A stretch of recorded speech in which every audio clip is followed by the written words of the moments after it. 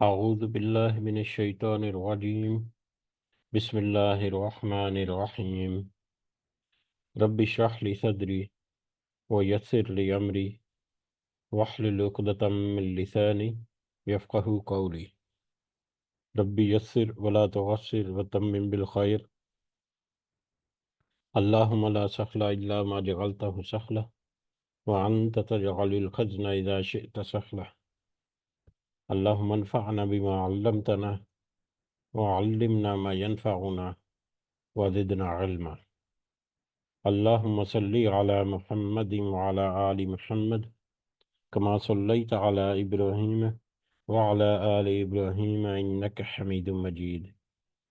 اللهم بارك على محمد وعلى آل محمد كما باركت على إبراهيم وعلى آل إبراهيم إنك حميد مجيد. آمین یا رب العالمین. آج ہم انشاءاللہ اللہ کی خاص فضل و کرم سے، اس کی خاص رحمت اور توفیق سے، ریاض الصالحین کی جو جلد اول ہے والیوم 1، اس کا چیپٹر نمبر 61، 61 نمبر جو باب ہے، اس سے ہم اپنا سبق شروع کریں گے اور کچھ احادیث کو سمجھنے کی کوشش کریں گے. سب سے پہلے ہم اسی کی حمد اور اسی کا شکر اور اسی کی تعریف کرتے ہیں جس نے ہمیں یہ وقت اور یہ مہلت عطا فرمائی، جس نے ہمیں یہ سہولیات، ضروریات، یہ رزق، ٹیکنالوجی اور بے شمار انعام و اکرام اور فضل و کرم ہمارے اوپر کیا، اور خاص کر جس نے ہمارے دلوں میں یہ ڈالا کہ ہم اس بابرکت کلام کو سمجھنے کی کوشش کریں. اللہ تعالیٰ سے دعا ہے کہ اس کوشش میں ہمیں استقامت نصیب فرمائے، اس کی صحیح سمجھ اللہ تعالیٰ ہمیں عطا فرمائے،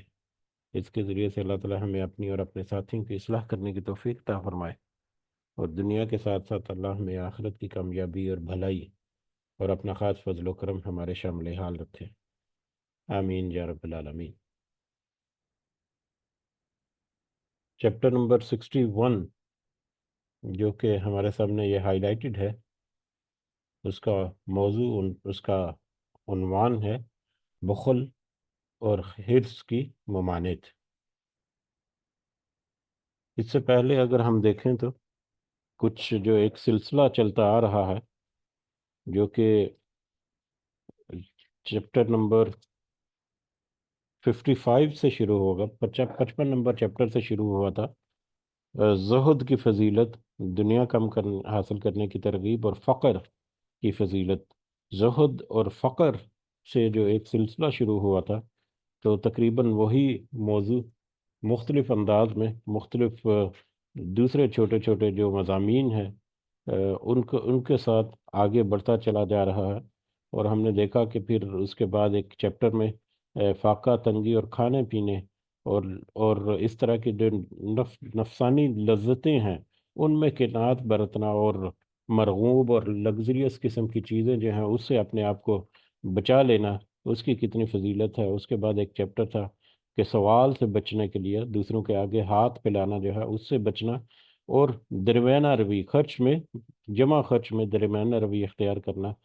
پھر حرص اور طمع کے بغیر، لالچ کے بغیر اگر کوئی مال ملے، کوئی گفٹ ہدیہ ملے تو اس کو قبول کر لینا چاہیے. پھر ایک اپنے ہاتھ سے کما کر دوسروں کو کھلانا، اس کی اہمیت اور فضیلت دیکھی. پھر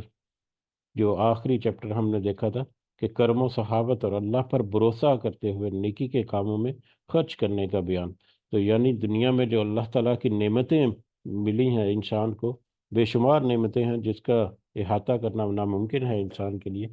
لیکن ان نعمتوں کو، اور ان نعمتوں میں بطور خاص مال جو ہے وہ بریکٹس میں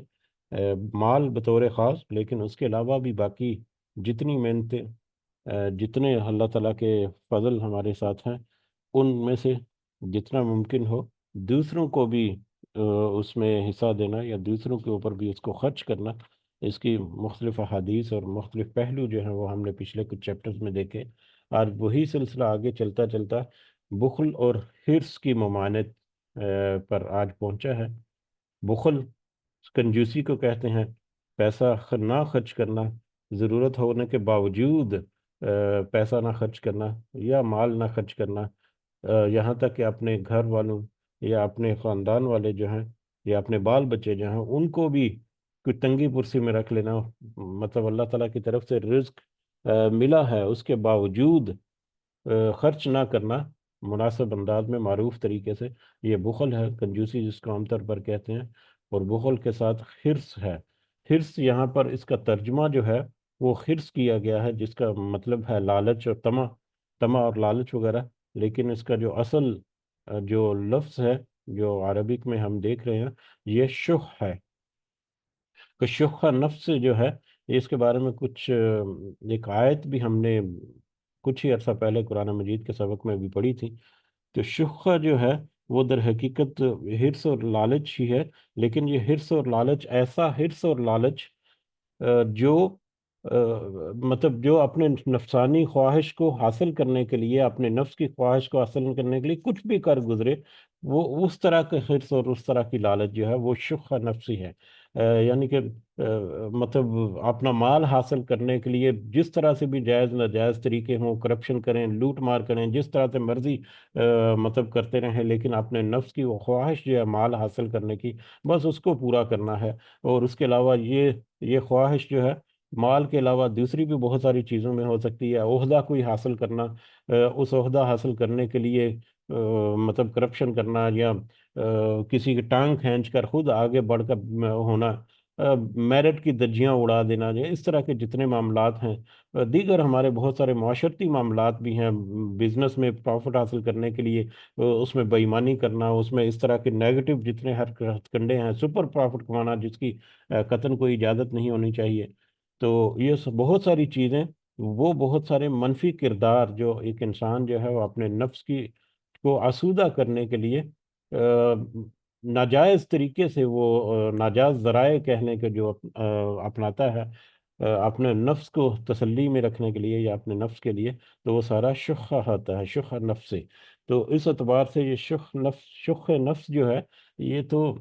حرص اور لالچ سے بھی ایک، اس کی بھی ایک پرلا درجہ یا ایک بہت ہی بگڑی ہوئی شکل یا بہت ہی ایک اگلا جو مطلب لیول ہے نیگیٹیوٹی کا،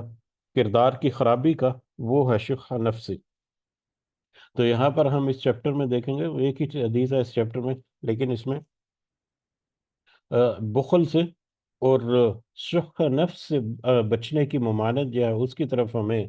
رہنمائی ملے گی۔ تو اس میں جو حسب روایت جو کچھ آیات جو کوٹ کی گئی ہیں، تو سب سے پہلے سورۃ اللیل کی آیت نمبر 8 سے لے کر 11 تک ہے، جس میں اللہ تعالیٰ نے فرمایا، لیکن جس نے بخل کیا اور بے پرواہی اختیار کی اور اچھی بات کو جھٹلایا تو ہم نے اس کے لیے تنگی کا سامان مہیا کر دیا۔ جس نے بھی کنجوسی کی، ایون کے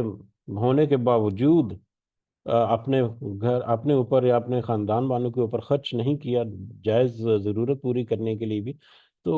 وہ سارے بخل اور بے پرواہی جس نے کی مال کے بارے میں، دیگر معاملات کے بارے میں، جو بے پرواہی کرتا ہے اور اچھی بات کو جھٹلاتا ہے، اچھی بات کیا ہے؟ ہدایت جو ہے، تو ہدایت کو جھٹلاتا ہے، اچھے کام کرنے سے پیچھے ہٹتا ہے، تو ایسے سارے لوگوں کے لیے اللہ تعالیٰ کہتے ہیں تو ہم نے اس کے لیے تنگی کا سامان مہیا کر دیا۔ اور یہ تنگی کا سامان جو ہے اس کے مال میں بھی ہو سکتا ہے، اور اس کے اعمال میں بھی ہو سکتا ہے کہ اللہ تعالیٰ اس سے توفیق ہی چھین لے کہ کوئی وہ اچھے کام کرے، جیسا کہ یہاں پر لکھا گیا بریکٹ میں، یعنی اس ایسی راہ پر لگا دیتے ہیں جس کا انجام برا ہوتا ہے، اور اس کا مال اس کے کام نہیں آئے گا جب وہ ہلاک ہوگا۔ جو مال جس کو وہ بچا کر رکھتا ہے یا جس کے لیے وہ بخل جو ہے وہ کرتا ہے، جس کو حاصل کرنے کے لیے یا جس کو اپنے قابو میں رکھنے کے لیے، تو وہ مال جو ہے جب اس کی ہلاک ہونے کے بعد، اس کی موت کے بعد، وہ مال اس کے کسی کام بھی نہیں آئے گا۔ اسی طرح سے اگلی جو حدیث ہے، اگلی جو آیت ہے سورۃ التغابن کی آیت نمبر 16 ہے، جس میں اللہ تعالیٰ نے فرمایا، اور جو اپنے نفس کے بخل اور حرص سے بچا لیا گیا پس وہی کامیاب ہے۔ حقیقی کامیاب انسان وہ ہے جس نے اپنے نفس کو بخل اور حرص سے بچا لیا۔ بخل اور حرص یا یہی وہی شح نفس، جس نے اپنے نفس کو شق نفس سے بچا لیا، در حقیقت وہی کامیاب انسان یا کامیاب شخص ہے۔ اور یہ آیت کے پس منظر میں اگر ہم دیکھیں تو اللہ تعالیٰ جو نیک بندے ہیں ان کی کچھ خصوصیات جو ہیں وہ ذکر کر رہے تھے کہ پچھلی کچھ آیات میں، تو اس آیت میں کہا کہ شق نفس سے اپنے آپ کو بچانے والا جو ہے وہ در حقیقت صحیح معنوں میں کامیابی حاصل کرنے والا شخص ہے۔ تو یہ دو آیات تھیں۔ اس میں ایک ہی حدیث ہے جس میں حدیث نمبر 1 جو ہے اس چیپٹر کی، اوور آل 563 حدیث ہے اس والیوم کی۔ یہ حضرت جابر رضی اللہ تعالیٰ عنہ سے روایت ہے کہ رسول اللہ صلی اللہ علیہ وسلم نے فرمایا، ظلم کرنے سے بچو، اس لیے کہ ظلم قیامت والے دن اندھیروں کا باعث ہوگا۔ ظلم جو ہے اس کی بہت ساری مختلف شکلیں ہو سکتی ہیں۔ انسان اپنے اوپر بھی ظلم کرتا ہے، انسان جو ہے وہ کسی دوسرے کے اوپر بھی ظلم کرتا ہے دنیا کی زندگی میں، اور کسی دوسرے کے اوپر اگر کوئی ظلم، زیادتی یا کوئی ناجائز اس طرح کے معاملات کرے گا تو وہ بھی در حقیقت وہ اپنے ہی اوپر کرتا ہے کہ آخرت میں اس کو اس کا وبال جو ہے سہنا پڑے گا۔ تو بہرحال جو ظلم جو ہے کرنا، یہ آخرت میں اندھیروں کا باعث ہوگا، اور اندھیروں کا باعث جو ہے ایک انڈرسٹوڈ اس کا معنی ہے کہ وہ ذلت اور رسوائی اور جہنم کا عذاب جو ہے وہ اس کے لیے مقرر ہے۔ اور پھر اور شخ سے، جس شخ یعنی حرص و لالچ سے بچو، اس لیے کہ اسی شخ نے تم سے پہلے لوگوں کو ہلاک کیا ہے، اس لیے کہ اسی شخ نے تم سے پہلے لوگوں کو ہلاک کیا ہے۔ اس شخ نے ہی انہیں اس بات پر آمادہ کیا، انہیں پچھلی قوموں کو اس بات پر آمادہ کیا کہ وہ آپس میں خون ریزی کریں، اور حرام کردہ چیزوں کو انہوں نے حلال سمجھ لیا۔ تو یہ ابھی جو شق نفس جو ہے اس کو سمجھنے کی ہم نے کوشش کی کہ کس طرح سے وہ ایک انتہائی گھٹیا اور انتہائی گرا ہوا انسانی اخلاق ہے، جس میں وہ اپنے نفس کی خواہش کو حاصل کرنے کے لیے کسی بھی حد تک گر جاتے ہیں۔ تو یہ انفرادی سطح پر بھی ہوتا ہے اور اجتماعی سطح پر بھی ہوتا ہے۔ انفرادی سطح پر اپنے آپ کو آسودہ رکھنے کے لیے، اپنے معاملات کو اچھا رکھنے کے لیے دوسروں کے حقوق کو غصب کر دینا، اور ان میں مطلب دیگر جتنے معاملات ہیں، ظلم اور زیادتی دوسروں کے اوپر کرنا، اور اپنا فائدہ جو ہے اس میں مطلب رکھنا۔ تو اور یہ سارا کچھ جو ہے وہ اجتماعی سطح پر بھی ہوتا ہے، اور اجتماعی سطح پر بھی اگر ہم دیکھیں تو لوکل یا چھوٹے لیول پہ بھی ہو سکتا ہے، جیسے کچھ لوگوں کا ایک گروہ جو ہے، یہ تنظیمیں بنے ہوئے ہیں کچھ مطلب آپس میں یہ جو رشتہ داروں کا گروہ ہو سکتا ہے، یا کچھ چھوٹا موٹا گروہ بھی ہو سکتا ہے، کچھ بڑے لیول کا بھی ہو سکتا ہے، جو اپنے مفادات کو حاصل کرنے کے لیے مختلف طرح کے ہتھ کنڈے استعمال کر کے مطلب کرتا ہے معاملات جو کرتا ہے معاشرے میں، جس سے معاشرے کا بگاڑ بھی ہو سکتا ہے، یا جس سے دوسرے بھی ہوتے ہیں، لیکن وہ اپنے نفس کو مطلب خوش کرنے کے لیے یا اپنی خواہشات کو پورا کرنے کے لیے اس طرح کے ہتھ کنڈے استعمال کرتا ہے۔ یا لوکل سطح پہ اگر دیکھیں کہ حکومتی سطح پر بھی یہ سارا کچھ ہو سکتا ہے کہ حکومت جو ہے وہ اپنے معاملات کو درست کرنے کے لیے مطلب اپنے ذاتی جو حکمران وغیرہ جو ہیں وہ اپنے ذاتی معاملات جو ہیں اس میں کمپرومائز نہیں کرتے، بس پبلک کے اوپر اس طرح سے ڈال دیا سارا کچھ، جو یہ بلکہ یہ انٹرنیشنل لیول پہ بھی سارا کچھ ہو رہا ہے۔ اور آج کل اگر ہم دیکھیں ایک انٹرنیشنل سطح پر، تو کس طرح سے وہ ممالک جو اپنے آپ کو بڑے طاقتور سمجھتے ہیں اور اپنے آپ کو بڑے اکانومیکلی مضبوط معیشت کے ملک تصور کیے جاتے ہیں، تو وہ اپنی معیشت کو مضبوط رکھنے کے لیے یا اپنی طاقت کو برقرار رکھنے کے لیے دوسرے ملکوں کے اوپر کس طرح سے وہ چڑھائیاں کر جاتے ہیں، کس طرح سے مطلب ان میں پولیٹیکل انٹرفیئرنس کرتے ہیں، کس طرح سے دوسرے ملکوں کے معاملات جو ہیں ان کو الجھاتے ہیں تاکہ کوئی ان کی طرف نہ آئے، تاکہ ان کی طاقت جو ہے برقرار رہے، تاکہ ان کا جو ایک نظام معاش جو ہے وہ اسی طرح سے چلتا رہے۔ تو بہت سارے ایسے معاملات ہیں، اور یہ ہم اگر ان سب کو اینالائز کریں تو انفرادی سطح پر بھی، لوکل لوور لیول بھی جو گروپنگ ہے اس سطح پر بھی، جس میں ساری تنظیمیں بھی آ جاتی ہیں، پولیٹیکل پارٹیز بھی آ جاتی ہیں، این جی اوز وغیرہ جو ہیں وہ بھی اس طرح کے بہت سارے معاملات کرتے ہیں کہ ظاہری طور پر تو لیبل چپکایا ہوا کہ بڑا وہ خیر کا کام کر رہے ہیں، لیکن وہ اپنے دوسرے مقاصد جو ہیں وہ حاصل کر رہے ہیں۔ اس میں بہت ساری ایسی چیزیں ہیں جن کا مطلب ذکر کریں تو وہ بعید نہیں ہوگی۔ بہت ساری ایسی تنظیمیں ہیں جو ایسے ایسے گھٹیا کاموں کے لیے سپورٹ کرتی ہیں لوگوں کو، یہ میرا جسم اور میری مرضی والے اور ایل بی جی ٹی والے، تو بہت ساری ایسی تنظیمیں ایسے کاموں کو سپورٹ کرتی ہیں اپنے معاملات کو درست رکھنے کے لیے یا اپنے مفادات کو حاصل کرنے کے لیے. اور پھر انٹرنیشنل سطح پر دیکھیں کہ کس طرح سے آج کل کے پوری دنیا کے حالات ہیں. تو یہ سارے کے حالات جو ہیں یہ انفرادی سطح پر بھی اور اجتماعی سطح پر بھی قوموں کی تباہی اور بربادی کا باعث بنتے ہیں. جس طرح سے اس حدیث میں نبی کریم صلی اللہ علیہ وسلم نے کہا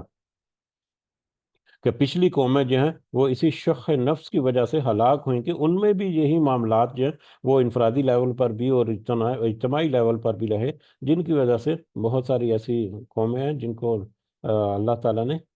ہلاک کر دیا اسی کردار کی خرابی کی وجہ سے. تو بہرحال یہ شح نفس جو ہے یہ ایک بہت ہی اہم ایک سبجیکٹ ہے یا ایک ٹاپک ہے جس کے اوپر ہمیں نظر ضرور رکھنی چاہیے اپنے انفرادی اور اپنے اجتماعی معاملات جو ہیں ان سب میں. آگے اگر بڑھیں تو آگے چیپٹر نمبر 62 جو ہے اس والیوم کا وہ ہے اثار و قربانی اور ہمدردی و غم خواری کرنے کا بیان. اثار و قربانی، اثار کا مطلب ہے یا قربانی کا مطلب ہے کہ اپنے اپنے مطلب معاملات جو ہیں اس پہ کچھ کمپرومائز کر کے اپنے آپ کو کچھ کہہ لے کہ کچھ آزمائش میں ڈال کے یا کچھ تھوڑا سا اپنے معاملات میں تو کچھ تنگی اور سختی کر کے کسی دوسرے کے لیے آسودگی پیدا کرنا یا کسی دوسرے کی مدد کرنا. مختلف اس کی بہت ساری مختلف صورتیں ہو سکتی ہیں. کافی آگے جب بڑھیں گے تو اس کی مزید جو ہے مطلب مل جائے گی اس کی ایکسپلینیشن جو ہے. تو کمپرومائز کر کے اپنے آپ کو تھوڑا سا محنت مشقت میں ڈال کر یا تھوڑا سا اپنے آپ کو کمی لا کے اپنے معاملے میں کسی دوسرے کے لیے اضافہ کرنا یا کسی دوسرے کی مدد کرنا وہ اثار اور قربانی ہے. اور اسی طرح سے ہمدردی اور غمخواری جو ہے، ہمدردی اور غمخواری کسی دوسرے کے غم کو مطلب کم کرنے کے لیے اس کے ساتھ ہمدردی کا اظہار کرنا. یہ قولی زبانی طور پر بھی ہو سکتا ہے اور پریکٹیکلی بھی ہو سکتا ہے. اس کی ضرورت کو پوری کر کے یا اس کے ساتھ ہمدردی جتا کر اگر وہ کسی ایسی تکلیف میں مبتلا ہے تو اس کی اس طرح سے مدد کر کے تو ہمدردی اور غمخواری کرنے کا بیان جو ہے. یہ اس کو عربک میں لکھا ہے باب الایثار والمواسات. تو مواسات جو ہے وہ غم خواری یا دوسروں کی ہمدردی جو ہے دوسروں کے ساتھ کرنا جو ہے. تو یہ اثار اور مواسات کا یہ چیپٹر ہے. اس میں سب سے پہلے جو آیت کوٹ گئی ہے سورۃ الانسان کی، جی سوری سورۃ الحشر کی آیت نمبر 9 ہے، جس میں اللہ تعالیٰ نے فرمایا وہ اپنے نفسوں پر دوسروں کو ترجیح دیتے ہیں اگرچہ وہ خود بھوکے ہی ہوں. وہ اپنے نفسوں کو دوسروں پر ترجیح دیتے ہیں اگرچہ وہ خود بھوکے ہی کیوں نہ ہوں. یہ آیت ہم نے ابھی ریسنٹلی سورۃ الحشر جب ہم نے پڑھی تو اس میں ہم نے دیکھا کہ مال فے کی تقسیم یا مال فے کے جو حقدار ہیں ان حقداروں کی لسٹ میں انصار مدینہ یا مدینہ کے لوگ جو ہیں وہ بھی شامل تھے. اور مدینہ کے لوگوں کی وہاں پر ایک خصوصیت جو ہے وہ کوٹ کی گئی ہے اس آیت میں کہ انہوں نے مہاجرین کو اس قدر اپنے معاملات میں کمپرومائز کر کے ان کو سیٹل کیا، ان کے ساتھ ان کی مدد کی کہ وہ اگرچہ وہ اپنے آپ کو تھوڑی سی تنگی میں بھی ڈال لیتے تھے، خود وہ بھوکے بھی رہ لیتے تھے، لیکن اپنے مہاجرین بھائیوں کو انہوں نے پوری طرح سے مدد کی. اسی کے کنٹیکس میں ایک حدیث ہے، حدیث نمبر 1 اسی چیپٹر میں جو ہم آگے جا کر دیکھیں گے. وہی حدیث جو ہے ہم نے اس آیت کے ریفرنس سے کوٹ بھی کی تھی جب اس آیت کو ہم نے پڑھا تھا. اس سے اگلا جو ہے سورۃ الانسان کی آیت نمبر 8 جو ہے وہ یہاں پر کوٹ کی گئی ہے امام نووی نے، جس میں اللہ تعالیٰ نے فرمایا اور وہ اللہ کی محبت کی وجہ سے مسکین، یتیم اور قیدی کو کھانا کھلاتے ہیں. تو یہ بھی نیک لوگ جو ہیں مطلب وہ لوگ جو نیکی کے راستے پر چلنے والے ہیں وہ اللہ کی محبت حاصل کرنے کے لیے مسکین اور یتیم اور قیدی کو کھانا بھی کھلاتے ہیں. یعنی اپنے اپنے معاملات میں کچھ کمپرومائز کرتے ہیں اور دوسروں کے لیے وہ مدد کرتے ہیں. خاص کر مسکین، یتیم اور قیدی وغیرہ، یعنی وہ لوگ جو حقدار ہیں، وہ لوگ جو غریب غربا ہیں، ان کی وہ مختلف انداز سے مدد کرتے ہیں. اس میں جو حدیث کی طرف اگر ہم بڑھیں تو پہلی حدیث جو ہے یہ حدیث نمبر 564 ہے اس چیپٹر کی.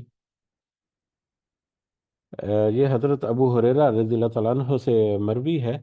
کہ ایک آدمی نبی کریم صلی اللہ علیہ وسلم کے پاس آیا. یہ وہی سورۃ الحشر کی آیت نمبر 9 کی ایکسپلینیشن میں یہ حدیث ہم نے پڑھی تھی کہ ایک آدمی نبی کریم صلی اللہ علیہ وسلم کے پاس آیا اور کہا کہ میں بھوک سے نڈال ہوں. تو آپ صلی اللہ علیہ وسلم نے اپنی بعض ازواج مطہرات رضی اللہ تعالیٰ عنہن کی طرف پیغام بھیجا. انہوں نے جواب دیا کہ قسم ہے اس ذات کی جس نے آپ کو حق کے ساتھ بھیجا، میرے پاس پانی کے سوا کچھ نہیں ہے. یعنی اپنے گھر میں اپنی بیویوں کے پاس پیغام بھیجا اس شخص کی مدد کرنے کے لیے. تو وہاں سے جواب آیا کہ پانی کے سوا کچھ نہیں ہے. نبی کریم صلی اللہ علیہ وسلم کی اپنی زندگی ہم نے کئی دفعہ احادیث کے ذریعے سے ہم نے سمجھنے کی کوشش کی کہ وہ کئی کئی ہفتوں تک، کئی کئی مہینے تک صرف پانی اور کھجوروں کے اوپر گزارا کرتے، بلکہ کئی دفعہ کھجوریں بھی میسر نہ ہوتی. اس حدیث سے ہمیں اس کی طرف بھی اشارہ ملتا ہے.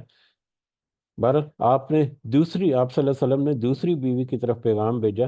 اس نے بھی اس کی مثل جواب دیا، حتیٰ کہ سب نے یہی کہا کہ اس ذات کی قسم جس نے آپ کو حق کے ساتھ بھیجا، میرے پاس سوائے پانی کے کچھ نہیں ہے. یعنی انہوں نے اپنے گھروں میں پیغام بھیجا اپنی ازواج کے پاس، تو وہاں پر انہیں اس شخص کی مدد کرنے کے لیے، اس شخص کو کھانا کھلانے کے لیے کچھ کھانا جو ہے وہ میسر نہ آیا ان کے اپنے گھر میں. تو پھر اس کے بعد نبی کریم صلی اللہ علیہ وسلم نے فرمایا، صحابہ سے فرمایا کہ آج کی رات کون ہے جو اس کی مہمانی کرے گا؟ تو ایک انصاری آدمی نے کہا، یا رسول اللہ صلی اللہ علیہ وسلم، میں کروں گا. پس وہ اسے اپنے ساتھ اپنے گھر لے گیا اور اپنی بیوی سے کہا کہ یہ رسول اللہ صلی اللہ علیہ وسلم کا مہمان ہے، اس کی عزت کرنا ہے. اور ایک دوسری روایت میں ہے کہ اس نے اپنی بیوی سے کہا کہ کیا تیرے پاس کوئی چیز ہے، کوئی کھانا وانا ہے؟ تو اس نے کہا، اس کی بیوی نے کہا کہ نہیں، ہمارے پاس کھانا نہیں ہے، صرف بچوں کی خوراک ہے، بچوں کے لیے کچھ تھوڑا بہت کھانا پڑا ہوا ہے. تو اس نے کہا ان بچوں کو کسی چیز کے ساتھ بہلا دو، جب وہ رات کو کھانا مانگے تو انہیں کسی طریقے سے سلا دینا، اور جب ہمارا مہمان گھر میں داخل ہو تو چراغ بجھا دینا. اللہ اکبر. اور جب ہمارا مہمان گھر میں داخل ہو تو چراغ بجھا دینا، اور اس پر ظاہر کرنا کہ ہم بھی اس کے ساتھ کھانا کھا رہے ہیں. چنانچہ وہ سب کھانے کے لیے بیٹھ گئے، اور مہمان نے کھانا کھایا اور ان دونوں نے بھوکے رات گزاری. یعنی ان کا یہ کس قدر ایک بڑا، ایک عظیم جو مطلب عمل ہے جو انہوں نے کیا، مطلب اس شخص کی مدد کرنے کے لیے. نبی کریم صلی اللہ علیہ وسلم کے حکم یا ان کا جو ایک آفر تھی کہ کون اس کو کھانا کھلائے گا، تو اس آفر کو قبول کر کے اس کو پورا کرنے کے لیے انہوں نے کس حد تک اپنے آپ کو کمپرومائز کیا کہ اپنے بچوں کو بھی بھوکا سلا دیا اور خود بھی وہ کھانا نہیں کھایا، اور مہمان کو بھی پتہ نہ چلے سفید پوشی کی وجہ سے کہ انہوں نے اپنی جو جو وہاں پر دیا یا لائٹس وغیرہ جو بھی انتظام تھا ان کے پاس، اس کو بھی بجھا دیا کہ اندھیرے میں اس مہمان کو اندازہ نہ ہو سکے کہ ہم نے بھی کھانا کھایا کہ نہیں کھایا. بہرحال اس طرح سے ان دونوں نے بھوکے رات گزاری. جب صبح ہوئی اور وہ نبی کریم صلی اللہ علیہ وسلم کے پاس وہ انصاری صحابی جب وہ حاضر ہوئے، تو آپ صلی اللہ علیہ وسلم نے فرمایا، تم نے آج کی رات اپنے مہمان کے ساتھ جو سلوک کیا ہے، اللہ تعالیٰ اس پر بڑا خوش ہوا ہے. یعنی اس کا یہ عمل جو ہے اس قدر بڑھ کر تھا اور اس قدر بہترین تھا کہ اللہ تعالیٰ نے وحی کے ذریعے سے نبی کریم صلی اللہ علیہ وسلم کو اس کی خبر دی، اور اس کی خوشخبری بھی اس کو سنا دی کہ وہ اللہ تعالیٰ جو ہے وہ اس کے اس عمل سے خوش ہے. وگرنہ ہمارے جیسا ہوتا، اللہ تعالیٰ ہم سب کو توفیق دے کہ وہ تو سیدھا سیدھا انکار ہی کر دیتا کہ میں کہاں سے کھلاؤں، میرے پاس تو اپنے کھانے کے لیے نہیں ہے، میرے بچوں کے لیے نہیں ہے، تو میں اس کو کیسے کھلاؤں. یا اس طرح کی بہت سارے ہمارے معاشرتی رویے جو ظاہری طور پر کچھ ہو سکتا ہے کہ کچھ اس کو سن کر یا اس کو سمجھ کر ایسا لگے کہ ہاں جسٹیفائیبل لگتے ہیں، لیکن اس جسٹیفائیبل یا اس تنگی کے گھٹن کے ماحول میں یا اس مشقت کی جو سینیریو ہے، اس میں دوسروں کی مدد کرنا جو ہے وہ تو اور بھی زیادہ اہمیت اور فضیلت ہوتا ہے کا حامل ہے. اگر کسی کے پاس مال و دولت ہے، کھلے کھلے پیسے یا کھلے وسائل ہیں، تو وہ اس کی کسی کی مدد کرتا ہے تو اس سے تو اپنے وسائل یا اپنے اس کے حالات میں کچھ فرق نہیں پڑے گا. لیکن جس کے پاس کچھ ہے ہی نہیں یا بہت کم ہے، وہ اس میں سے خرچ کرتا ہے تو اس کے پاس جو وسائل ہیں اس میں بڑا فرق پڑتا ہے. اور یہی وجہ ہے کہ وہ اس زیادہ خرچ کرنے والے سے افضل مطلب رتبے پر جا سکتا ہے یا زیادہ اجر کما سکتا ہے. تو دوسرے الفاظ میں اگر کہیں تو مالدار لوگ جو ہیں وہ جتنا مرضی خرچ کرتے رہیں، جو جو غریب لوگ ہیں جن کے پاس وسائل کم ہے، ان کے پاس زیادہ چانسز ہیں کہ وہ ان مالدار لوگوں سے زیادہ بڑے بڑے اجر کر سکتے ہیں، اللہ تعالیٰ کی نظر میں بڑے بڑے کام کر سکتے ہیں، جو بڑے بڑے امیر لوگ جو ہیں وہ نہیں کر سکتے۔ یہ مال و دولت کے کنٹیکس میں اگر ہم بات کر رہے ہیں۔ اس کے علاوہ باقی دوسرے بہت سارے معاملات ہیں جس میں کوئی ایفرٹ کرے تو وہ بہت سارے معاملات میں بہت بڑا بڑا اجر جو ہے وہ حاصل کر سکتے ہیں۔ تو اس میں بھی اپنے اپنے نفس کو شوق سے بچا کر، اس لالچ اور حرص کے بچا کر، اور بخل سے بچاتے ہوئے دوسروں کی مدد کی اس انصاری صحابی میں، جس کا نتیجہ جو ہے نبی کریم صلی اللہ علیہ وسلم کی طرف سے ان کو بشارت ملی کہ اللہ تعالیٰ تمہارے اس معاملے سے بڑا خوش ہوا ہے۔ اس میں دوسرے بھی بہت سارے پہلو جو ہیں وہ انڈرسٹوڈ ہیں کہ مہمان کی عزت کرنا اور مہمان کے ساتھ اس طرح سے معاملات ہوں تو اس میں کیسے ہے۔ تو ایک معروف طریقے سے مہمان نوازی کرنا یا دوسروں کی مدد کرنا جو ہے، یہ سارے معاملات جو ہے اس میں کور اپ ہو جاتے ہیں۔ اس سے اگلی حدیث جو ہے، حدیث نمبر 2 اور 565 اس والیوم کی حدیث ہے، اس جلد کی۔ یہ بھی سابق راوی، اور سابق راوی کون ہے؟ حضرت ابو ہریرہ ہیں آئی تھنک۔ جی، حضرت ابو ہریرہ سے یہ بھی روایت ہے کہ رسول اللہ صلی اللہ علیہ وسلم نے فرمایا، دو آدمی کو کھانا تین آدمی کو، تین آدمی کو کھانا چار آدمی کو کافی ہے۔ دو آدمی کو کھانا تین آدمی کو، اور تین آدمی کو کھانا چار آدمی کو کافی ہے۔ اور مسلم کی ایک اور روایت میں ہے کہ حضرت جابر رضی اللہ تعالیٰ عنہ سے روایت مروی ہے کہ نبی کریم صلی اللہ علیہ وسلم نے فرمایا، آدمی کا کھانا دو آدمی کو، ایک آدمی کا کھانا دو آدمی کو، دو کا کھانا چار آدمی کو، اور چار کا کھانا آٹھ آدمی کے لیے کافی ہے۔ اب یہ کھانا کافی ہے، تین کا کھانا، دو کا کھانا تین کے لیے، تین کا کھانا چار کے لیے، یا ایک کا کھانا دو کے لیے، دو کا چار کے لیے، چار کا آٹھ کے لیے، یہ کافی ہے۔ یہ در حقیقت ہے کہ بوقت ضرورت، اس کا معنی اور مفہوم جو ہے وہ یہ نکلتا ہے کہ بوقت ضرورت، ضرورت کے وقت میں اگر وسائل کی تنگی ہو، وسائل کی کمی کا سامنا ہو، تو ایسی صورت میں جس کے پاس جو وسائل ہیں، جس کے پاس جو کچھ ہے، اس کو وہ دوسروں کے ساتھ بھی شیئر کرے، تو یہ اس کے لیے بہتری ہے، ایک اجتماعی بہتری اس میں، یا اجتماعی طور پر ایک معاشرے کی آپس میں جو بانڈنگز ہیں، جو آپس میں جو محبت ہے، یا آپس میں جو ایک معاشرے کی جو مضبوطی ہے، اس میں ایک بڑا اہم نقطہ ہے یہ کہ ایک دوسرے کی مدد کرو۔ اگر کس کے پاس وسائل کی کمی ہے تو اس کو دوسرے جس کے پاس وسائل ہیں وہ اس کی مدد کرے، اور اگر ایک اوورال ہی کچھ معاملات ایسے جا رہے ہو کہ جس میں اوورال سچویشن ایسی ہے کہ کچھ لوگ ایسے ہیں جن کے پاس ویسے ہی تھوڑا سا ہے، لیکن دوسرے ایسے ہیں جن کے پاس بالکل نہیں ہے، تو وہ ایک دوسرے کی مدد کریں، ایک دوسرے کے ساتھ چلیں۔ بہت ساری ایسی سچویشن ہو سکتی ہیں، جیسے سفر وغیرہ میں ہو سکتا ہے، سفر ہے لمبا، اس میں کھانا وانا جو ہے وہ کم پڑ گیا، یا کچھ جنگ میں ایسا معاملات ہو سکتے ہیں کہ جنگ کے دوران بہت سارے وسائل ہیں جن کی ضرورت ہو سکتی ہے، کمی کی وجہ سے، ان وسائل کی وجہ سے، کھانے پینے کے بھی، دیگر بھی۔ اس کے علاوہ سفر اور جنگ کے علاوہ بہت ساری قدرتی آفات کی شکل میں بھی ایسا ہو سکتا ہے، جیسے سیلاب اور زلزلہ کی صورت میں خدا نخواستہ اگر کسی کے اوپر ایسی آزمائش آ جائے، پوری کی پوری بستی جو ہے وہ اس سے افیکٹ ہوتی ہے، پورا ان کا نظام جو ہے وہ رک جاتا ہے، تھم جاتا ہے، تو ایسی صورت میں ظاہر ہے مطلب لوگوں کے کاروبار اور ان کے گھر بار جو ہیں وہ تباہ و برباد ہو جاتے ہیں، اور کیسے وہ زندگی ان کی ہوتی ہے۔ تو ایسی صورت میں جس کے پاس تھوڑا سا ہے وہ دوسروں کے ساتھ وہ شیئر کرے۔ اسی طرح سے ہم نے دیکھا کچھ ہی سال پہلے یہ جو کورونا میں جو سچویشن کریٹ ہوئی تھی، کس قدر گھمگیر اور کس قدر پوری دنیا ایک حساب سے لاک ڈاؤن میں چلی گئی تھی، تو اس ایسی سچویشن میں پھر دوسروں کے ساتھ مدد کرنا، اور اس طرح سے مدد کرنا کہ اگر کسی کے پاس ایک آدمی کا کھانا ہے تو وہ کسی دوسرے آدمی کو شیئر کرے ساتھ، اور آدھا خود کھائے اور آدھا دوسرے کو کھلا دے۔ تو دو اس طرح سے دو کا کھانا چار کے لیے، اور چار کا کھانا آٹھ آدمی کے لیے، یعنی اس طرح سے وسائل جو ہیں وہ تھوڑے سے وسائل اپنے آپ کو تھوڑا سا تنگ کر کے دوسروں کو بھی اس میں شامل کرو کہ اس کا افادیت جو ہے وہ دگنی ہو جاتی ہے، یا اس سے بھی زیادہ ہو سکتی ہے۔ تو بہرحال یہ سارے موضوعات جو ہیں، یا اس طرح کے پورے کے پورے مطلب معاملات جو ہیں وہ اس میں کور ہوتے ہیں، یا اس میں اجتماعی طور پر بھی آ جاتا ہے، اور انفرادی لیول پر بھی یہ کوشش جو ہے وہ ہو سکتی ہے ڈپینڈنگ آن دی سچویشن۔ تو اس کی بھی بڑی اہمیت اور افادیت ہے، اور بڑا اس کا بھی فضل اور بڑا اجر جو ہے وہ یقیناً ہے اللہ تعالیٰ کی طرف سے۔ اسی طرح سے اگلی حدیث جو ہے، حدیث نمبر 566 جو ہے، یہ حضرت ابو سعید خدری رضی اللہ تعالیٰ عنہ سے روایت ہے کہ ایک وقت ہم سفر میں نبی کریم صلی اللہ علیہ وسلم کے ساتھ تھے۔ ایک آدمی اپنی سواری پر آیا اور دائیں بائیں اپنی نظر کو گھمانے لگا، تو رسول اللہ صلی اللہ علیہ وسلم نے ارشاد فرمایا، اچھا، ایک آدمی نبی کریم صلی اللہ علیہ وسلم کے سفر کے دوران نبی کریم صلی اللہ علیہ وسلم کے پاس اپنی سواری پر آیا اور دائیں بائیں اپنی نظر کو گھمانے لگا۔ دائیں بائیں نظر گھمانے لگا سے مراد یہ ہے کہ اس کو وہ ضرورت تھا، حاجت مند تھا، اور ادھر ادھر مطلب ایک امید کے ساتھ اس نے ادھر ادھر نظر درائی کہ ہو سکتا ہے کہ کوئی یہاں سے میری مدد کر دے۔ تو اس کو جب بھانپ لیا نبی کریم صلی اللہ علیہ وسلم نے، تو ارشاد فرمایا،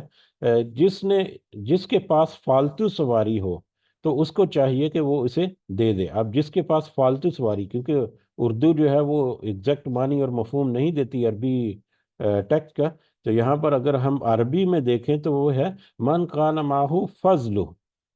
جس کے پاس فضل ہو اللہ تعالیٰ کی طرف سے، جس کے پاس فضل ہو تو اس فضل میں سے کچھ جو ہے وہ دوسرے کے دے دے۔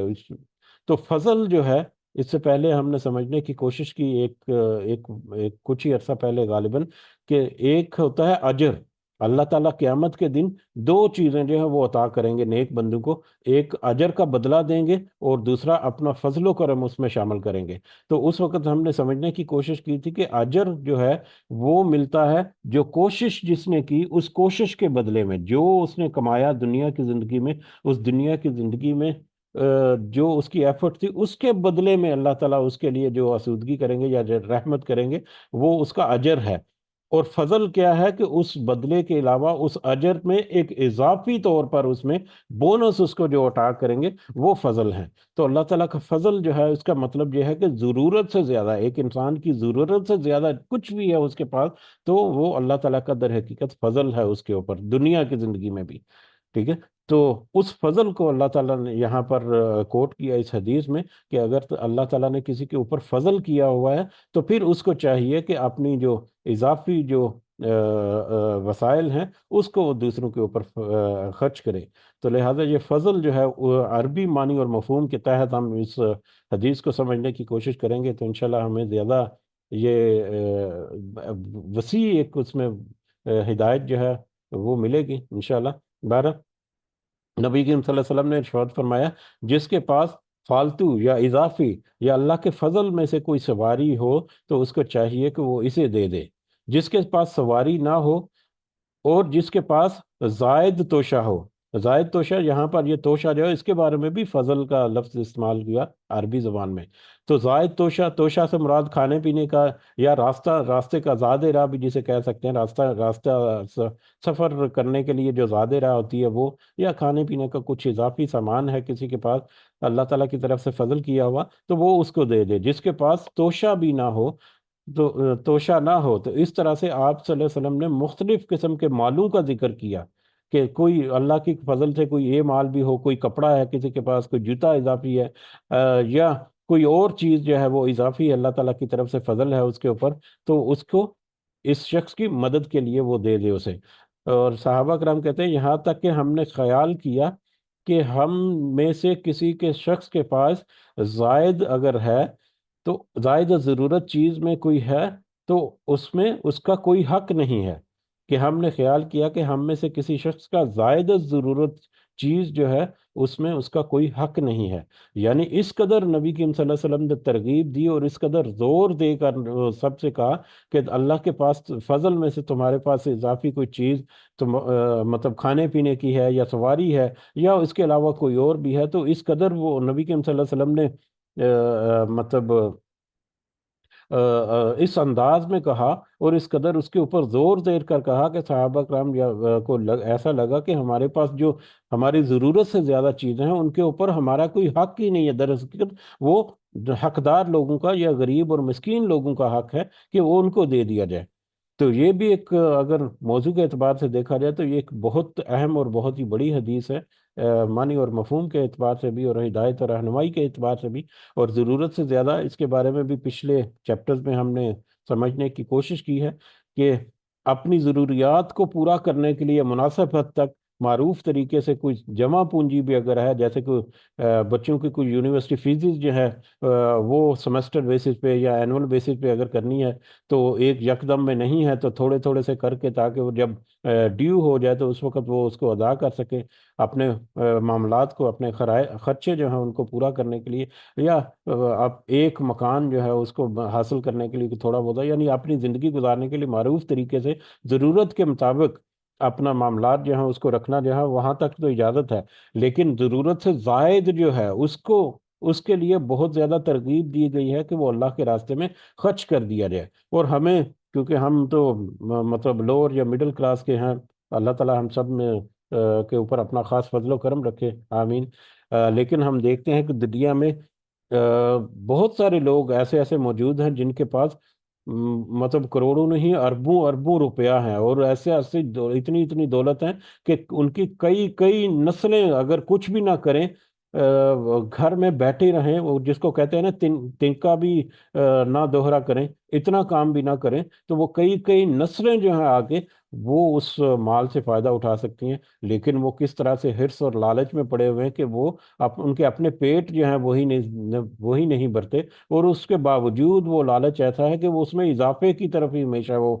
گامزن اور مائل رہتے ہیں، اور اس کا اندازہ ہم کر بھی نہیں سکتے، اور پریکٹیکلی یہ ہمارے سامنے یہ ساری چیزیں موجود ہیں، جس کو اگر سمجھنا ہو تو ایک دفعہ غالباً پہلے بھی میں نے تذکرہ کیا تھا کہ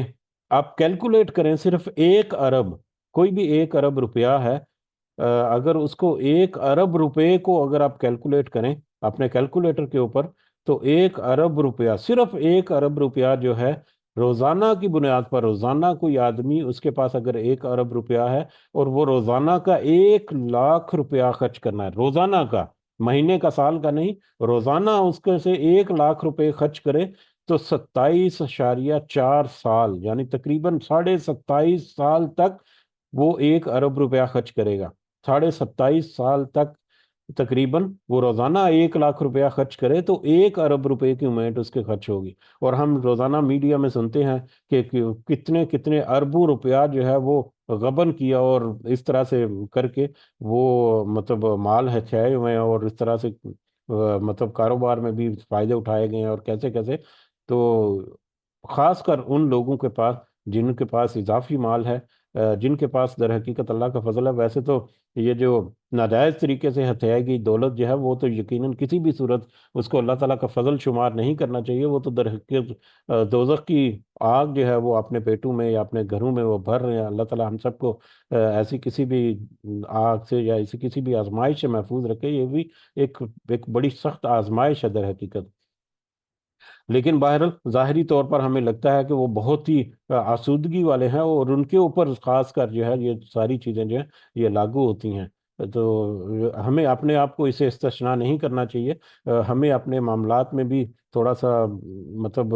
پورا پورا رکھ کر ضرور ضرور کوشش کرنی چاہیے کہ دوسروں کی مدد کی جائے، اور خاص کر سفید پوش لوگ جو ہیں ان کی مدد تو ضرور ہمیں کرنی چاہیے، ان کو ڈھونڈ کر، اور ان کی جو سفید پوشی ہے اس کا بھرم رکھتے ہوئے۔ اگلی حدیث اسی طرح سے، یہ حضرت سہل بن سعد رضی اللہ تعالیٰ عنہ سے روایت ہے کہ ایک عورت رسول اللہ صلی اللہ علیہ وسلم کے پاس ایک بنی ہوئی چادر لے کر آئی، نبی کریم صلی اللہ علیہ وسلم کے پاس ایک بنی ہوئی چادر لے کر آئی، اور کہنے لگی کہ میں نے اپنے ہاتھ سے اسے بنا ہے تاکہ میں آپ کو پہناؤں، یعنی اس نے نبی کریم صلی اللہ علیہ وسلم کو ہدیہ دینے کے لیے اپنے ہاتھ سے ایک چادر جو ہے وہ بنی،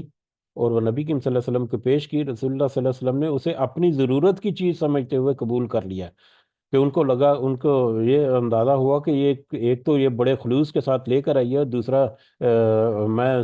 میری ضرورت کی بھی چیز ہے، تو لہذا انہوں نے یہ ہدیہ جو ہے وہ قبول کر لیا۔ پھر آپ اسے تہ بند کے طور پر باندھ کر ہمارے درمیان تشریف لائے، تو ایک صاحب نے کہا کہ یہ تو آپ صلی اللہ علیہ وسلم اگر مجھے پہنا دے تو کس قدر خوبصورت ہے یہ چادر، یعنی ایک صاحب نے، ایک صحابی نے وہاں پر کہا نبی کریم صلی اللہ علیہ وسلم کہ یہ چادر تو بہت خوبصورت ہے، اگر آپ مجھے پہنا دے تو کیا ہی اچھا ہو۔ تو آپ صلی اللہ علیہ وسلم نے فرمایا اچھا، یعنی آپ صلی اللہ علیہ وسلم نے اس کو مطلب انکار نہیں کیا، بلکہ اس کا مطلب پازیٹیو انداز میں اس کا رسپانس دیا۔ پھر نبی کریم صلی اللہ علیہ وسلم مجلس میں بیٹھ گئے، پھر واپس گئے اپنے حجرے میں، اور اس چادر کو اتار کر لپیٹا، طے کیا، اور اس آدمی کی طرف اس کو بھیج دیا جس نے وہ خواہش کا اظہار کیا تھا۔ پس لوگوں نے اسے کہا کہ تو نے اچھا نہیں کیا۔ لوگوں نے اس صاحب سے کہا کہ تو نے اچھا نہیں کیا، نبی کریم صلی اللہ علیہ وسلم نے یہ چادر اپنی ضرورت سمجھ کر پہنی تھی، لیکن تو نے آپ صلی اللہ علیہ وسلم سے یہ مانگ لی، اور تجھے یہ معلوم نہیں کہ آپ صلی اللہ علیہ وسلم کسی سائل کو واپس نہیں کرتے۔ تو نبی کریم صلی اللہ علیہ وسلم کے بارے میں ہم نے کافی ساری حدیث پڑھی ہیں کہ وہ ہمیشہ ان کی یہ کوشش اور خواہش ہوتی تھی کہ اگر کسی نے ان کے آگے سوال کیا تو اس سائل کو وہ خالی ہاتھ واپس نہ لوٹائیں۔ تو ان کی یہ جو عادت ہے یا یہ خوبی جو ہے، اس کو کوٹ کر کے صحابہ کرام نے اسے کہا کہ تمہیں پتہ ہے کہ نبی کریم صلی اللہ علیہ وسلم کوئی چیز واپس نہیں، کسی سائل کو خالی ہاتھ واپس نہیں لوٹاتے، تو تم نے کیوں یہ چادر مانگ لی، ایک جو ان کی ضرورت کی چیز تھی جو ان کو ہدیہ ملی؟ تو اس پر اس نے کہا، اس صحابی نے کہا کہ اللہ کی قسم، میں نے یہ اسے اپنے پہننے کے لیے نہیں مانگی، میں نے تو یہ اس لیے مانگی ہے تاکہ آپ کے جسم مبارک سے لگی ہوئی یہ بابرکت چادر میرا کفن بن جائے۔ اور راوی حدیث یعنی حضرت ساحل جو ہیں، وہ فرماتے ہیں کہ پس یہ چادر اس کے کفن کے ہی کام آئی، یعنی اس نے اپنے کفن کے طور پر یہ چادر جو ہے وہ مطلب رکھی۔ اب تو یعنی کہ کوئی مادی فائدہ اس کے حاصل کرنے کے لیے نہیں، بلکہ نبی کریم صلی اللہ علیہ وسلم کے جسم سے چھوئی ہوئی جو چادر تھی اس کی برکت حاصل کرنے کے لیے اس نے وہ چادر جو ہے وہ حاصل کی، اور وہ پھر اس کے کفن کے طور پر اس کو استعمال بھی کیا گیا۔ بہرحال اس حدیث میں جو اس موضوع کے مطابق جو چیز ہے، یا موضوع کے مطابق جو ہمیں جو پوائنٹ اس میں سے نظر آتا ہے، وہ نبی کریم صلی اللہ علیہ وسلم کا کردار ہے، اور نبی کریم صلی اللہ علیہ وسلم کی یہ عادت ہے کہ کوئی سائل جو ہے ان سے خالی ہاتھ نہ جاتا، حتیٰ کہ ضرورت کی چیز جو تھی وہ بھی ان کے پاس یقیناً دوسری کوئی چادر یا دوسرا بھی ہوگا، تو انہوں نے پھر وہ اس ہدیے کے طور پر اس شخص کو دے دی، اور اس کے اوپر سوال بھی نہیں کیا کہ تمہیں کیا کرنا ہے اس چادر کو، میرے پاس تو پہلے ہی کام ہے، یا یہ میری ضرورت کی چیز ہے، تو مطلب انہوں نے یہ کچھ نہیں سوچا، بلکہ سائل نے سوال کیا اور انہوں نے مطلب اس سوال کو واپس رد نہیں کیا، خالی ہاتھ اس کو نہیں بھیجا، اس کو پھر اس کی اس خواہش کو کیونکہ ان کے بس میں تھی، تو وہ انہوں نے نبی کریم صلی اللہ علیہ وسلم نے پورا کر دیا۔ اس حدیث کا ایک براہ راست پوائنٹ جو ہے اس موضوع کے مطابق وہ تو یہی ہے، لیکن اس میں جو اضافی نقطہ یہاں پر ہے کہ برکت حاصل کی نبی کریم صلی اللہ علیہ وسلم کی چادر سے، تو اب یہ برکت حاصل کرنے کے بہت سارے معاملات جو ہیں وہ کریٹیکل ایسی احادیث کو کوٹ کر کے بہت ساری گمراہ کن عقائد یا گمراہ کن معاملات جو ہیں وہ ہمارے معاشرے میں بہت زیادہ پھیلے ہوئے ہیں، جن کی بہت ساری مثالیں جو ہیں وہ کوٹ ہو سکتی ہیں۔ ہم صرف اشارتاً بات کر سکتے ہیں کہ مزاروں پر اور اس طرح کے جو جگہوں پر جا کر اگر دیکھیں تو وہاں پر کس طرح سے تبرکات حاصل کیے جاتے ہیں، یا حرمین میں جائیں، یعنی کہ مسجد الحرام میں اور مسجد النبی میں، تو وہاں پر لوگ جا کر کس طرح سے ان جالیوں کو یا ان پتھروں کو یا ان چیزوں کو چھو کر وہاں سے تبرک حاصل کرنے کی کوشش کرتے ہیں، حالانکہ ایسا کوئی بھی معاملہ جو ہے وہ کسی حدیث میں کسی صحابی رسول صلی اللہ علیہ وسلم نے نہیں مطلب اپنایا اپنی زندگی میں۔ تو اگر اس طرح سے تبرک حاصل کرنا ہے تو مطلب ان سے ہمیں بہت ساری مثالیں ایسے مل جاتی جن کے موجودگی میں ہوتے۔ ہاں، نبی کریم صلی اللہ علیہ وسلم کے ذات مبارک کے کچھ معاملات ایسے تھے، جیسے کہ ان کے پسینے سے، ان کے پسینہ جو ہے اس کو اکٹھا کر کے عطر کے طور پر بھی استعمال کیا گیا، ان کے وضو کے پانی کو ضائع نہیں کیا گیا، بلکہ صحابی جو ہے وہ اپنے جسم کے اوپر مل لیتے تھے، یا اس کے لیے وضو سے اپنا کرنے کے لیے کام آتے تھے۔ یہ صلح حدیبیہ کے میٹر پر یہ کر کے دکھایا صحابہ کرام نے۔ تو اس طرح کے اور بھی بہت سارے آتے ہیں، ہمیں مل جاتے ہیں کچھ واقعات جو ہیں، لیکن وہ سارے کے سارے واقعات نبی کریم صلی اللہ علیہ وسلم کی زندگی تک محدود تھے۔ ان کے بعد کچھ اکا دکا معاملات ملتے بھی ہیں، جیسے کہ ایک ہماری ماں جو ہے، انہوں نے نبی کریم صلی اللہ علیہ وسلم کا کچھ بال جو ہیں غالباً تھے وہ اپنے پاس رکھے ہوئے تھے، اور اس سے وہ تبرک حاصل کرتی تھی، لیکن وہ بڑے لیمیٹڈ لیول پہ تھا۔ اور اس کے بعد صحابہ کرام کی جتنے سالوں کی زندگی رہی، یا دور رہا اس میں کوئی ایسی مثال نہیں رکھتی کہ کسی طرح سے اس طرح کے معاملات ہوں جس طرح سے آج معاملات چل رہے ہیں۔ اور بلکہ آج بھی ہم دیکھتے ہیں کہ کچھ بہت ساری ایسی چیزیں جو ہے وہ نبی کریم صلی اللہ علیہ وسلم کے ساتھ منسوب کی گئی ہیں، کچھ تو ہیں جو اتھینٹک ہے، جو کہ کسی میوزیمز وغیرہ میں میرا خیال ہے مصر میں یا وہ مختلف مقامات پر موجود ہیں، وہ شو کیسز میں لگائی ہوئی ہیں، تو وہ وہاں پر موجود ہیں۔ لیکن آج ان سے اس طرح سے تبرک حاصل کرنا جو ہے اس کے بارے میں کچھ رائے نہیں دے سکتا، لیکن وہ سرکاری سطح پر ان کو محفوظ کیا گیا ہے، اور اس تک پہنچ جو ہے وہ کسی انسان کی، عام آدمی کی نہیں ہے کہ اس کو وہ چھو سکے یا اس کو وہ ہاتھ لگا سکتے۔ وہ تو پروٹیکٹڈ انداز میں وہاں پر رکھا گیا، لیکن اس کے علاوہ پرائیویٹ سطح پر آپ نے یقیناً کچھ یوٹیوب ویڈیوز وغیرہ میں دیکھا ہوگا کہ کچھ لوگ ہیں وہ جو کلیم کرتے ہیں کہ نبی کریم صلی اللہ علیہ وسلم کی کہ کچھ بال جو ہیں وہ ایک لمبے، میرا لے 1.5 میٹر لمبے بال ہوں گے، اور وہ کلیم کرتے ہیں کہ یہ وقت کے ساتھ ساتھ بڑھتے بھی جا رہے ہیں، اور اس کو وہ چھوتے ہیں اور اس سے تبرک حاصل کرتے ہیں۔ تو اس طرح کے کچھ جو ہیں وہ موجود ہیں، ان کی اتھینٹسٹی کا کوئی پتہ نہیں ہے، ان کی کوئی مطلب حیثیت جو ہے وہ کم از کم میری نظر میں نہیں ہے کہ ایسے معاملات جو ہیں وہ تو گورنمنٹ کے انڈر ہونے چاہیے، یہ تو مطلب خاص کر آج کل کے حالات میں۔ تو بہرحال بہت ساری ایسی چیزیں جو ہمارے ارد گرد چل رہی ہیں، وہ ہمیں مطلب بہت زیادہ کریٹیکل محسوس ہوتی ہیں، اور ان ایسے لوگوں کو جب ہم کاؤنٹر کوسچننگ کریں تو وہ اس طرح کے حدیث کو پیش کر کے اپنا جو ان کا جو عقائد ہیں یا جو بھی انہوں نے بدعات جو گڑی ہوئی ہیں اس کو سپورٹ کرنے کی کوشش کرتے ہیں، حالانکہ ہمیں صحابہ کرام کی زندگی میں اور تابعین جو ہیں ان کی زندگی میں بھی کوئی ایسا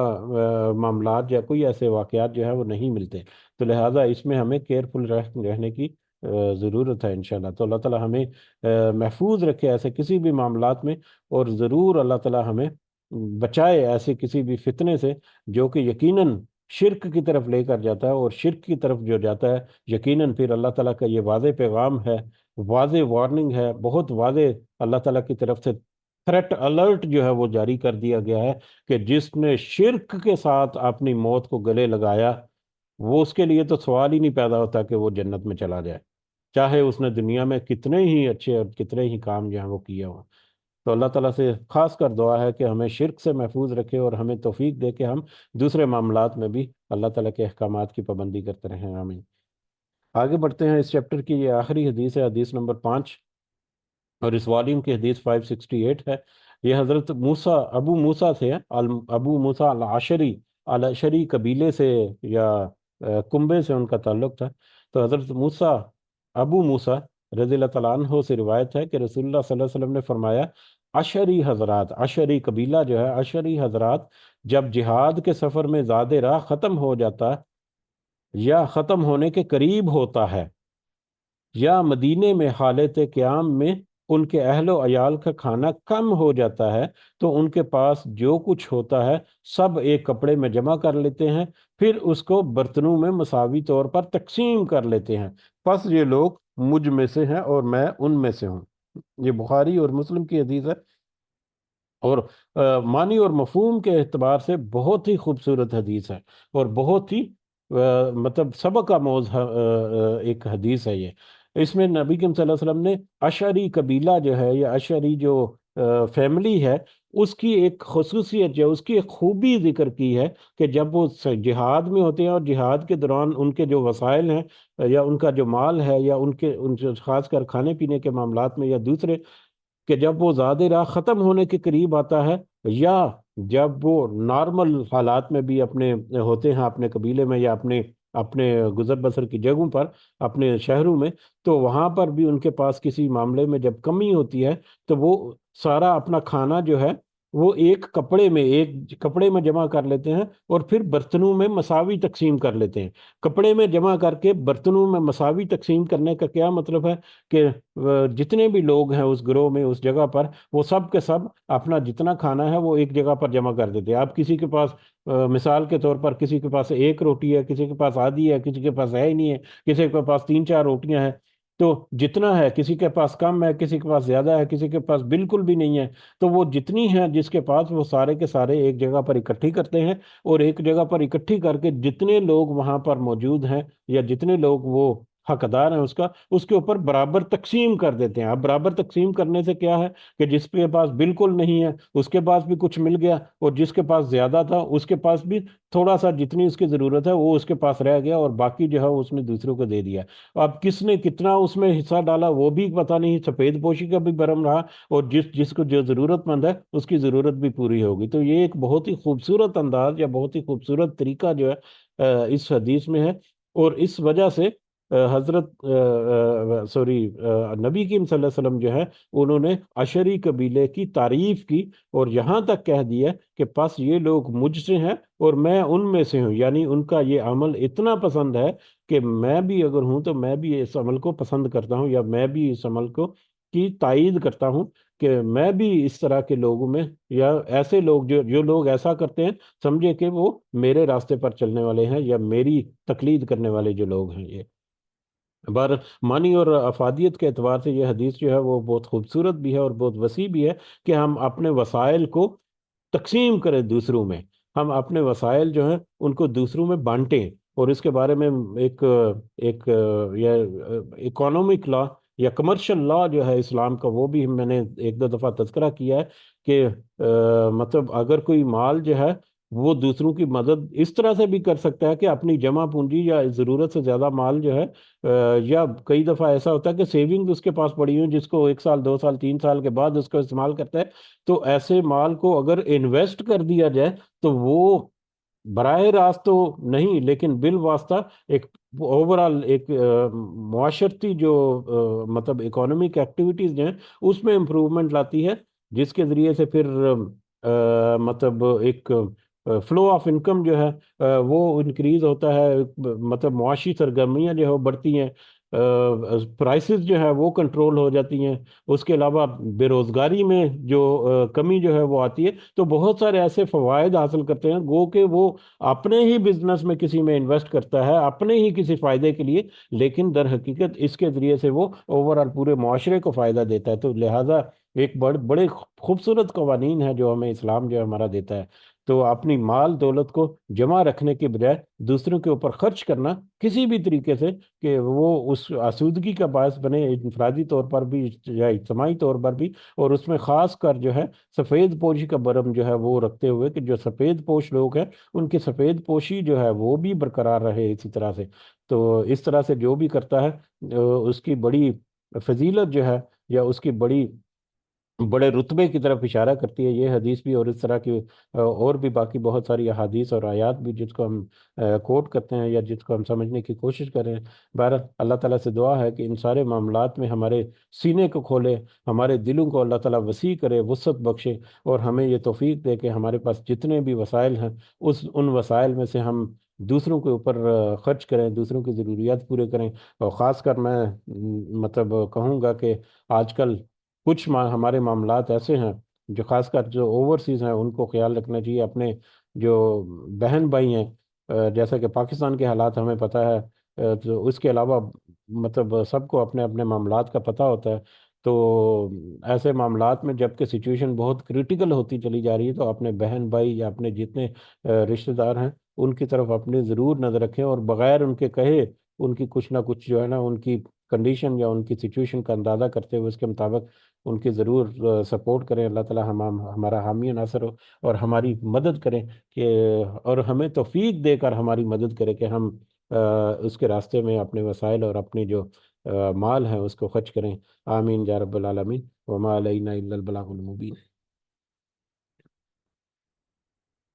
جی جزاکم اللہ خیرن کثیرہ، اگر کچھ آپ اضافہ کرنا چاہیں تو کر سکتے ہیں۔ جزاکم اللہ خیرن کثیرہ۔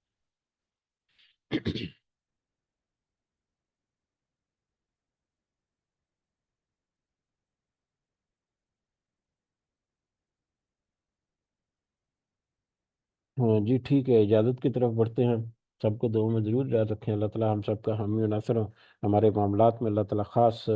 رہنمائی ہماری فرمائے، خاص ہمیں آسودگی کے ساتھ ساتھ ہمارے دل کو بھی کھلا کرے کہ ہم دوسروں کے اوپر بھی اللہ تعالیٰ کے اس مال کو، اور مال کے علاوہ باقی جو اللہ تعالیٰ نے نعمتیں بہت ساری عطا کی رکھی ہیں، صحت کو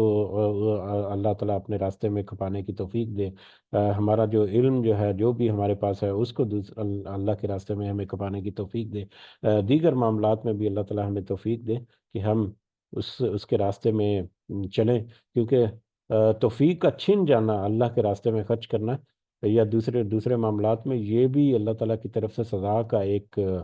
ایک طریقہ ہے دنیا کی زندگی میں۔ تو اللہ تعالیٰ ہمیں اس سزا سے محفوظ رکھے اور ہمیں توفیق دے رکھے کہ ہم دوسروں کے اوپر بھی خرچ کریں اور دوسروں کے معاملات میں بھی ہم اس طرح سے مددگار ہوں۔ آمین یا رب العالمین۔ رب ارحمہما کما ربیانی صغیرا، رب ارحمہما کما ربیانی صغیرا، رب ارحمہما کما ربیانی صغیرا، ربنا آتنا فی الدنیا حسنہ وفی الآخرۃ حسنہ وقنا عذاب النار، ربنا ظلمنا انفسنا وان لم تغفر لنا وترحمنا لنکونن من الخاسرین، ربنا تقبل منا انک انت السمیع العلیم وتب علینا انک انت التواب الرحیم، سبحان ربک رب العزۃ عما یصفون وسلام علی المرسلین والحمد للہ رب العالمین۔ سبحانک اللہم و بحمدک اشہد ان لا الہ الا انت استغفرک واتوب الیک۔ جزاکم اللہ خیرا کثیرا۔ السلام علیکم ورحمۃ اللہ وبرکاتہ۔